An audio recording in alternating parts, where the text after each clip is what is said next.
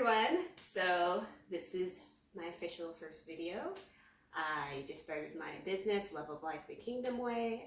But before I talk about the Kingdom Way of things, I think it's very important to talk about race and colorism and everything that's been, talked about, and people ask me about my experience, and I just want to start off and say my personal experience. So this might not be, relative to everybody's experience, but this is mine.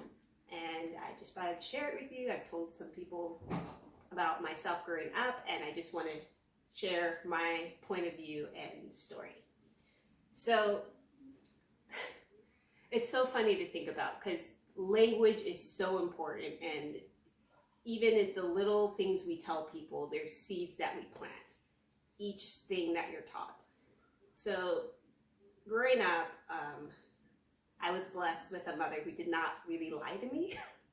She told me the truth, whether it hurt or, felt good. She was always honest with me, so I could go to her for anything, luckily. And when I got to school, I ended up learning about race, and it was Black History Month, I think, and they wanted to talk about slavery in America and all this other stuff. And this is when I was like a little kid.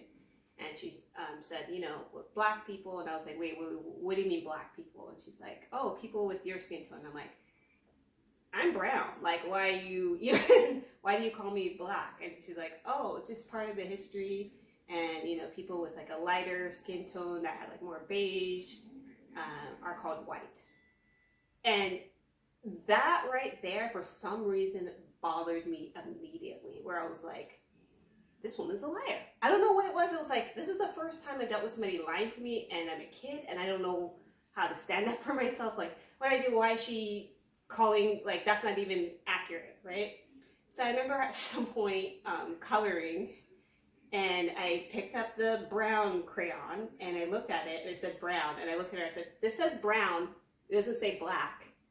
And she didn't know what to say to me, and then I was like, I found the beige one. I'm like, this says beige. It doesn't say white. And she didn't know what to say to me. And the minute we learned about racism and slavery, I felt like an alien in the classroom. There weren't very many Black people at my school. Black people, as they would call them. Sorry, this like bothers me because my head doesn't like compute, like be accurate with colors. And so what I ended up doing was I felt really divided from everybody else because of all this stuff, like, because now, people that look like me were treated horribly, and everybody knows that now, and it immediately caused like a weird tension. So I asked the teacher one day in class, I said, are we going to learn about stuff happening to other people with different colors, like stuff that happened to them, or is it just me, like with people with my skin tone? And they said, oh, well, it's very important for your history to know all this, but yeah, that's just part of the curriculum. So I'm like, okay.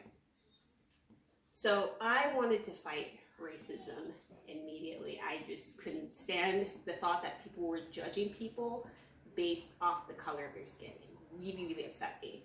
So being a little bit rebellious, I started throwing away the crayons that were the colors of skin color. I would throw them away. And the reason why I would throw them away is because I didn't want people to think about it anymore. I didn't want to be separated from anybody. I didn't understand why anybody would look at another human being and dehumanize them because their skin tone was darker or lighter than theirs. I didn't understand it. And with that, so I confess it was me that threw away those crayons. And kids would come and they'd be like, where are the, brown and beige ones? I can't color anybody in. And it's like, oh, I guess we're going to have to forget about it. And I would secretly laugh, like, I got rid of racism. Like, I was really excited about it. And I would start to draw everybody with, like, a blue crayon because, like, it was just fun. And I remember watching X-Men, and Mystique was blue, and she could be whoever she wanted to be. She could hang out with whoever she wanted to hang out with. And it just made me feel connected to something, because I'm like, she's a mutant, she's just able to figure out how to go with everybody, and I want to be like her. That's it. I want to be blue skinned. I guess it's the only way to be able to do whatever I want in this life. So that's the first instance. And then I started thinking about the term Black and the term white. Light has no fellowship with the darkness. It just doesn't. So I think, honestly, whoever decided to call people with my skin tone black and people with a beige skin tone white was inherently evil. Because when you look up what white light encompasses, it encompasses all the colors, all of it. When I think of people and I look at people, I look to see if there's light in their eyes. That's what I look for, and that's what I love, and that's what connects me to people. It's not this, it's not the colors of anything else, it's the color of your heart, which encompasses all the colors of light, if you have light in you. So I think whoever decided to call people with my skin tone black was saying, you are absent of light. And that's why it personally offended me. Now, there are people that call me that now as, they're like, oh, you're black or whatever, and then this person's white. I don't get personally offended. I don't take these things personally. I'm not here to patrol anybody's speech per se, but I just want to talk about what inherently the seeds we plant in our hearts when we say certain things, what they could be saying underneath it all. And so that was my first experience, and then I would go to class and they would have to read books, and they would read them out loud, and they had the N-word in them. And sometimes the student would say it, sometimes they wouldn't, and then they would turn to me and be like, how do you feel? And it's just like, well, how do you want me to feel? Like, I don't know, here I am, alien again, each time. And then at one point, history classes, I just couldn't stand them because I didn't want to feel oppressed or feel separated from anybody. So I told the teacher, I said, you know what, I'm not reading this. I refuse to read this. I need something that's going to help me in life to get better. What can you give me? Because I want to learn something, but this is just making me like alien from everybody else. And she gave me the Salem witch trials to learn about. So that's just what the teacher decided to do. And I got to junior high, and I was hanging out with my friend who was similar skin tone to me, and there was this girl who, had beige skin and beautiful blonde hair, and she would stare at me at class every day. Every day. She would just turn and just stare at me.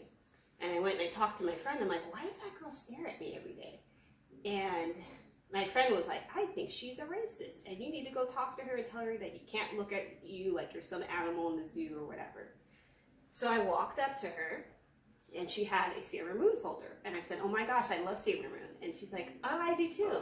We became the best of friends. We were hanging out, having fun. Then one day, during PE, I think it was, because I remember sitting on one part of the field of my junior high, and we're just looking out into the field, and she said, Ogeyi, I have to tell you something. And I was like, what? And she took out her wallet, and she had a KKK membership card. I kid you not. I didn't know they had membership cards, but they do. There is a chapter in the city I grew up in, unfortunately. So she said, Ogeyi, I used to hate people that look like you. My dad taught me, that people that look like you are not good. They're part of the darkness, like they're the evil. And I said to her, like, I don't remember what I said, actually. She was just talking to me. She's like, I just want to let you know, like, yeah, it's part of this thing, but after being friends with you, I'm resigning from this clan today.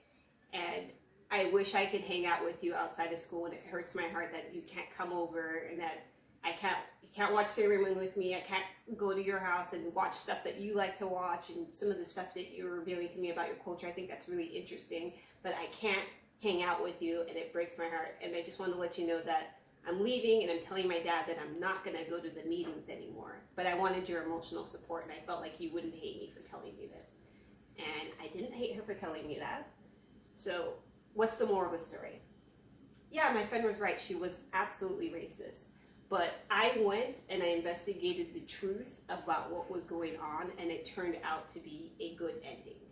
We became great friends and all that stuff. I think, sadly, I don't remember much about what happened to her. I think her dad removed her after that because he didn't want, her hanging out with me, or I don't know what it was, but at least I have one person with a change of heart. And had I led with my anger and frustration about being separated from people with feeling like, you know, people of certain skin tones are good or evil, then we would have never made peace together. So I just want to encourage people to find the truth.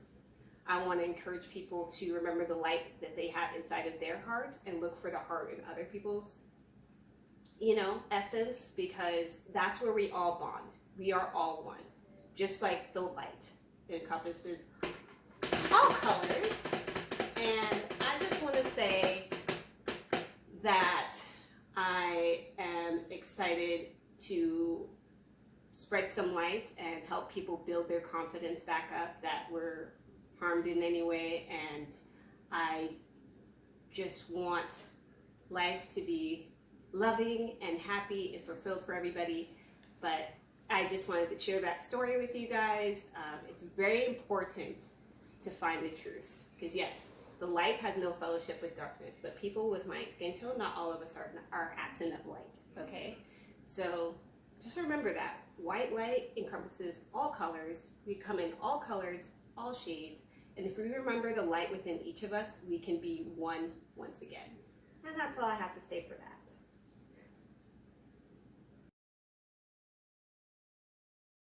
I wanted to say how to say my name because not everybody knows me, but my name is Ogeyi, and it means more than the eye can see.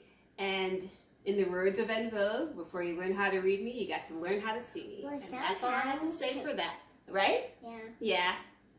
Yeah. You gotta tell me, Ian, what's your favorite color on this wheel? Can I point out all your favorite colors? Yeah. Yeah, tell me. Tell me all your favorite colors. Show me. That one, that one, that one, that one, that one, that one, that one, that one, that one, that one. What about this one? That's a boy's one. I only like the boys one. Video ruined.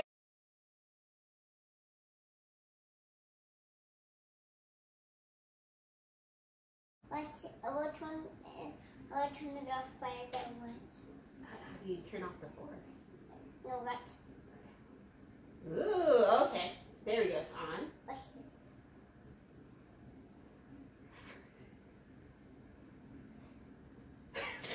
It takes a while to turn on once. Okay.